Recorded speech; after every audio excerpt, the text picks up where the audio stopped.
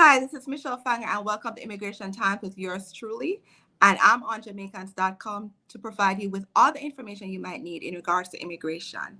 And I use this platform because I want to educate everyone about the immigration process so that we could all be legalized here and not have issues in regards to immigration. Okay? And be successful and prosperous here. So, as always, the show is where I'm going to respond to questions that were sent to me with questions by individuals who are having serious issues in regards to immigration. So, they just want a little clarifications. As you know, although I'm providing this information, I'm not your legal representative. It's just general information. All right. If you have specific cases, I'll recommend that you definitely reach out and speak to an attorney. Um, so one of the major questions, this is not immigration, well, it's kind of immigration related, and it's that if you received, I received a large inheritance while being a green card holder. Are there any tax implications you need to consider?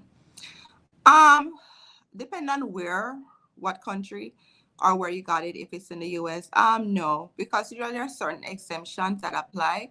So it depends on what you receive. It was a gift, more than likely not.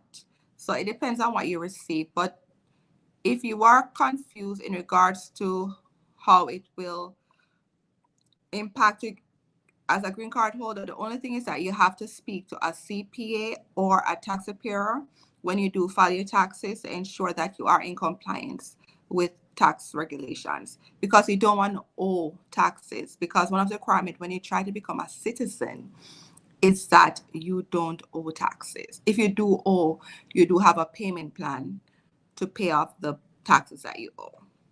So that would be the only thing. Speak to an accountant to see if the gift you got, the inheritance, has a tax requirement. Some states have different requirements. But in general, usually there is no major tax implication if you get an inheritance. The only thing is that some things you have to disclose on your tax returns. Just speak to a CPA, an accountant, to ensure that you meet that requirement so you don't owe any outstanding taxes. All right. So I hope I answered that question where you are able to get that you got the right response. All right. The next question that was posed is that you have a job offer, but your potential employer is hesitant to sponsor your green card. How can you convince them it's worth the investment? Um, Working with employers, one of their major issue is that when they sponsor individuals with green card, their concern is whether the individual will continue to work with them after they got their green card. So in regards to that, because they've already calculated the investment to having you employed with them, but you would have to personally do the convincing as to say you will remain with them after you get the green card. They want to ensure that you're not going to jump ship. So that would be something personal that you would have to do with your employer, because they already know your work, they know your performance, they know what you can do. But based on the feedback that I've gotten working with employers, the issue is that once an employee gets their green card, they will leave the company and go elsewhere.